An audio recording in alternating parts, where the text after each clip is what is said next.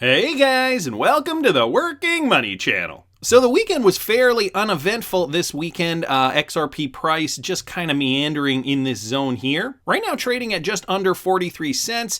On the 4th, we saw XRP go as high as 48. It came back down and we just kind of saw it hovering in this region for the most part of the weekend. We did see a bit of a dip down. It did come back up. The rest of the crypto market was dipping as well. It was hugging this Fibonacci retracement level down here, the 0.236. Okay, so you guys can see for the most part, it was hugging this level, did dip down, now coming back up. The other thing I wanted to mention was that XRP, let me just center that for a second, has closed. So let me bring it on the weekly. Has closed roughly just under that 42.5 cent mark. So the blue line represents 42.5 cents. This is the weekly candlestick here. We can see there was a lot of movement for XRP on that weekly candlestick because it did include the Wall Street Bets style pump. Ultimately, though, closed under its open down around here, and the closing level was 41.8, so 0.418. This week, we're starting with a little bit of bullish momentum, so we are close to that level. Of course, that is former resistance here. So let's see what this week brings us. Of course, Bitcoin trajectory still moving upward. Bitcoin right now trading at 39,300. This is obviously what is setting the tone in the crypto space. Not to mention celebrities continuously tweeting out about Dogecoin. So Elon Musk, who let the Doge out, and people in the crypto sphere are actually getting a little concerned with these tweets. Be careful investing in Doge, he says. The dozens of celebrities shilling are being paid. What they failed to mention is how over 65 billion Doge is being held by the top 20 wallets. So he has gone to the rich list website for Dogecoin. And so you can see here 30% of supply held by one wallet, 50% of supply is held by the top 20 wallets. So, when you're seeing Doge move up in this list, and yes, it has surpassed Stellar down here, if you guys can see that, it has surpassed Bitcoin Cash and Stellar. Doge down here on the list up 87.09% in the last 7 days, and just in the last 24 hours, 26.65%. Be careful, guys, because this is just it, right? Celebrities are tweeting out about this, and we're seeing more retail investors zero in on coins like this, which, we know started off as a joke, and I'm still scratching my head trying to figure out what utility Dogecoin has. But, it's just another one of a multitude of cryptocurrencies out there where, in a lot of cases, and I forgot who said this, somebody talking about, I think it was with reference to the Ripple lawsuit, somebody talking about the fact that there are so many cryptocurrencies out there, and a lot of them, most of them don't solve a problem like XRP. And so, and in a lot of cases, I forget who said it now, but it was a great comment. The fact that in a lot of these cases, these cryptocurrency companies created currencies that actually cause more friction in the space rather than remove friction. So Dogecoin still confused about this, but the bull rally continuing upward. Doge hit an all-time high over the weekend of 0.088. So right now trading at 0.074. Just be mindful, guys. Valgister Locke also mentioning this. Doge is nothing more but a distraction from the real prize of XRP. You'll never get this from XRP at a low price. The only time people will want more of it is when they can barely afford it. Doge is a joke and a bad one. Sirius the Dog Star Season. So Valgister Locke giving his opinion on the Dogecoin pump. Now, we know Ripple is in a lawsuit. We know there's a lot going on there. GALGITRON addressing some issues with regards to the escrow, because there have been some people thinking that the SEC might be able to take away Ripple's escrow. And GALGITRON mentions the SEC will not take Ripple's XRP away. That's not what they do. They may stop Ripple from selling, but the idea that the SEC, the IMF, the UN, or QAnon, or Bigfoot, or whoever will get Ripple's escrow is tin hat dot connecting gibberish. So F off with this idiotic moon baby crap. And that is what GALGITRON has to say about it. The Agent Smith V3 down here says, so the real worst case scenario is that XRP can be used for ODL worldwide except in the USA. In the USA, it can only be a security for fundraising not used for ODL unless the SEC grants an exemption. 3, and worldwide use of ODL might stall/fail if the USA isn't on board.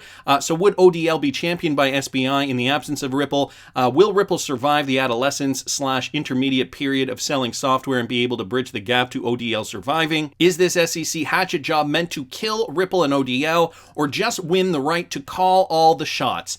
And, you know, there still are a lot of questions circulating with regards to this. This tweet thread goes on even more with Agent Smith V3 here commenting and GALGITRON responding to some of this, guys. I'm not going to go over it fully, but I wanted to leave it down in the description of this video if you guys wanted to jump in on this conversation. What I did want to address is this, John Deaton's claim from a couple days ago now, Ripple's due process claim, and so it does give some more confidence to the XRP community because of what the SEC failed to do. And so I'm going to read this thread. It is a little lengthy. In Ripple's answer, it asserted a defense that the SEC should be barred from claiming XRP is a security today because it violates due process and principles of fair notice. So this is the point John Deaton is mentioning. Previously, I discussed a similar concept called the doctrine of equitable estoppel. I explained the law protects a party from being harmed by another party's voluntary conduct. That conduct may be actions, inactions, silence, or acquiescence. So this is what we have to understand here. Actions, inactions,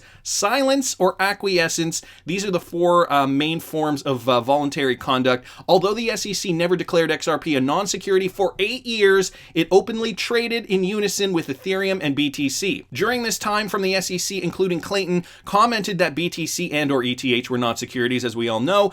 For 8 years, the SEC's actions, inaction, silence, and acquiescence implied that XRP was also not a security. So for them not saying anything, they are implying that XRP is also not a security. Let's review a few of the SEC's actions, inactions, silence, and or acquiescence related to XRP. So number one, during the period of time the SEC claims XRP was a security, the SEC granted Ripple permission to take a minority stake in MoneyGram. Ripple invested $50 million purchasing approximately 9% of MoneyGram. The SEC approved this purchase of MoneyGram because let's not forget, these big deals need SEC approval, with the full knowledge that Ripple would encourage MGI to use XRP as a cross-border utility token related to remittances. The SEC allowed the use of this so-called illegal security to be utilized not just by Ripple but by MGI.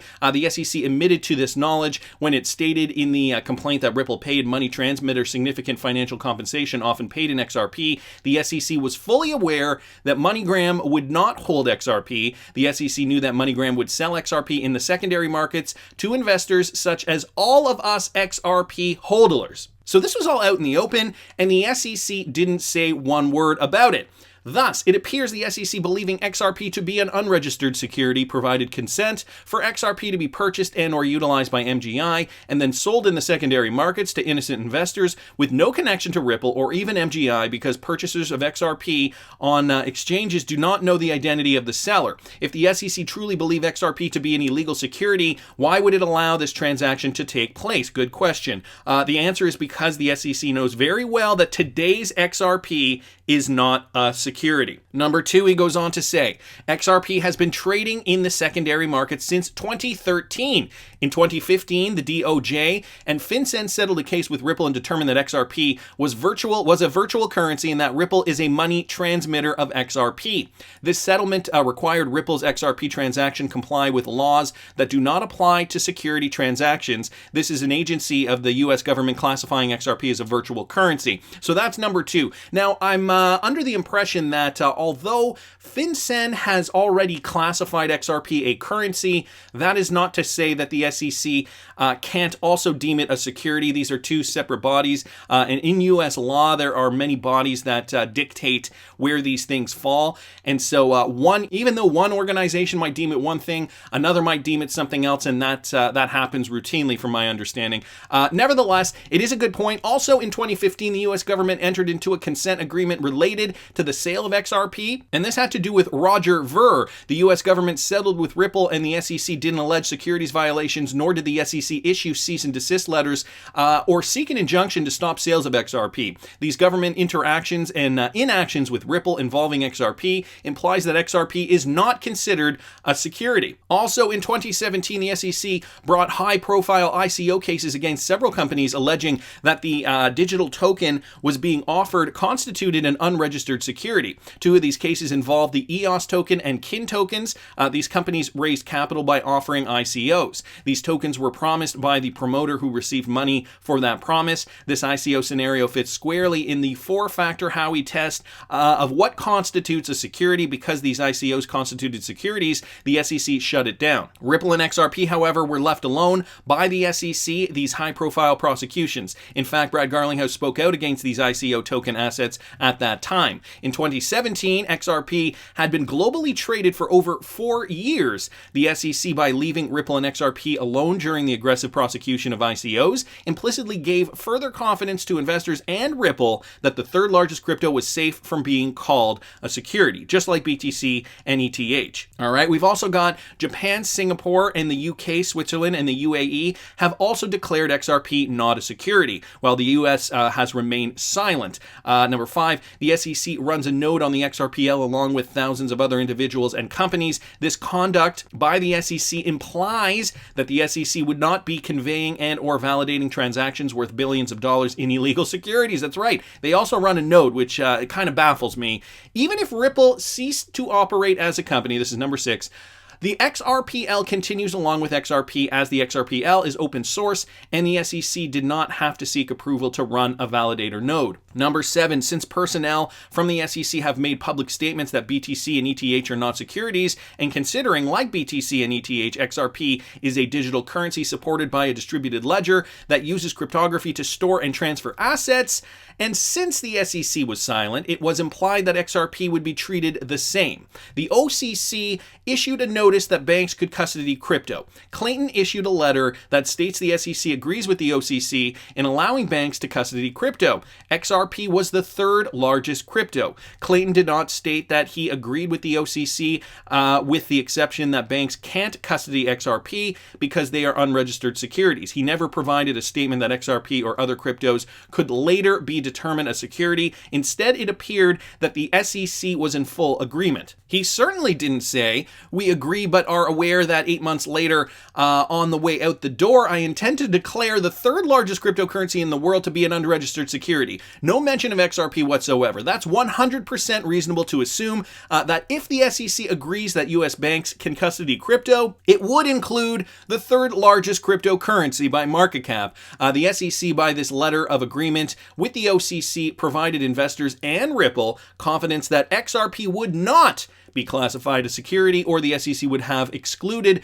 certain assets or simply limited the custody of BTC and ETH. Number 9, the SEC was well aware that financial service companies such as iTrust Capital allowed US residents and investors with absolutely no connection to Ripple transfer their traditional fiat IRA into crypto assets, including XRP. So there's another point there, iTrust Capital. People, there was such a lack of clarity that everybody just kind of assumed, XRP, number 3 on the list at that time. Since we've gotten the clarity with BTC and ETH, one would assume that crypto clarity, banks being allowed to custody crypto, one would assume that XRP would be a safe go.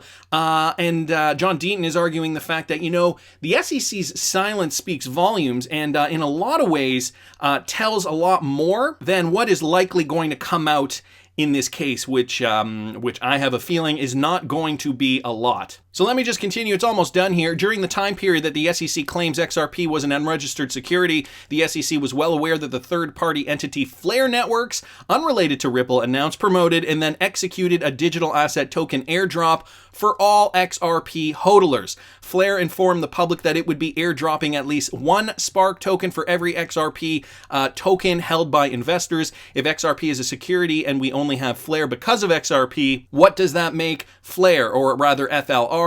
And it is not called the Flare token, it's called the Spark token. If your XRP is a security, then your FLR must be a security. The SEC said or did nothing. All this SEC conduct, inaction, silence, and acquiescence is why the doctrine of equitable estoppel and the principles of fundamental fairness, fair notice, and due process should preclude and bar the SEC from claiming XRP is a security. In short, in my opinion, Ripple wins. And so CRN down here, who brought this to my attention, writes, this is a very well articulated interpretation of the law. You are very generous with your time. Thank you. And so I thought it was a very clear picture of where the SEC falls short on many, many different accounts. Gotta thank Mr. John Deaton here for posting this to give the XRP community confidence, because, you know, a lot of people bought XRP at the height of the rally. Okay, when we thought this thing was going to the moon, this is the 1 hour, but let's say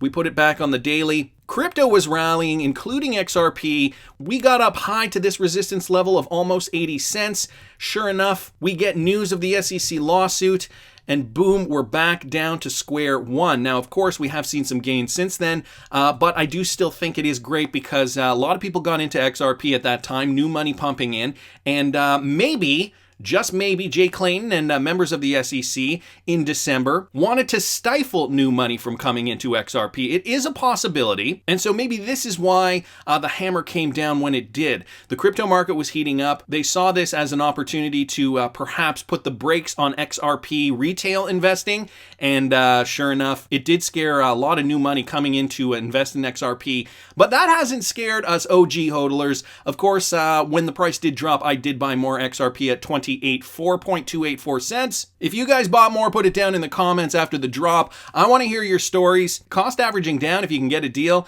is never a bad thing. Of course, that is not financial advice. This is your hard-earned money, so, you invest in what you see fit. And then there's the settlement time. When are we going to get the clarity on when this thing is going to finally settle, or once we come to a conclusion in court? Well, I also saw this video from Jeremy Hogan. He's been putting these out once a week, and I just wanted to give you a synopsis, guys. I'll link his video in the description, but he basically gives us 4 possible outcomes. So number 1, he says that we could get a quick settlement anytime between now and 6 months from now, and basically what he's suggesting is after Gary Gensler is confirmed, that's when lawyers could pick up the phone. They could say, look, we just want to settle this.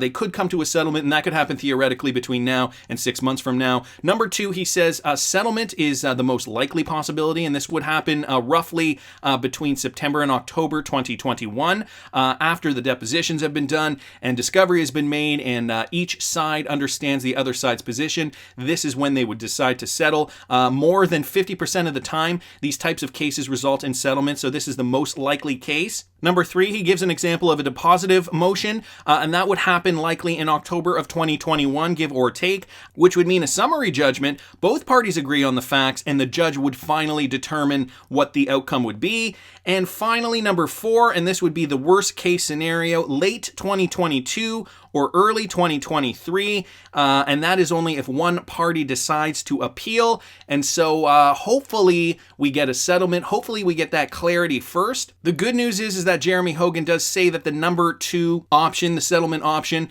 likely going to happen between September and October 2021, is the most likely option. So that would be great. And guess what else he says, guys? Once the case management order comes out and there's a scheduled mediation, you might want to pick up a few more XRP the day before the mediation. What? So we're going to have to keep an eye out for the scheduled mediation date, because yes, he is suggesting the price could certainly pop. And finally here from XR Patience, given how many shakeouts XRP has already had, the retail buyers coming into the market for the bull run are going to have to pay dearly, as all the weak hands are pretty much gone at this point. At what price do you let your XRP go? Tell me down in the comments where you see your targets. I want to hear what you guys think. Please subscribe to the channel if you haven't already. Like the video if you like the content I'm providing. I always love hearing your comments. See you in the next one, guys.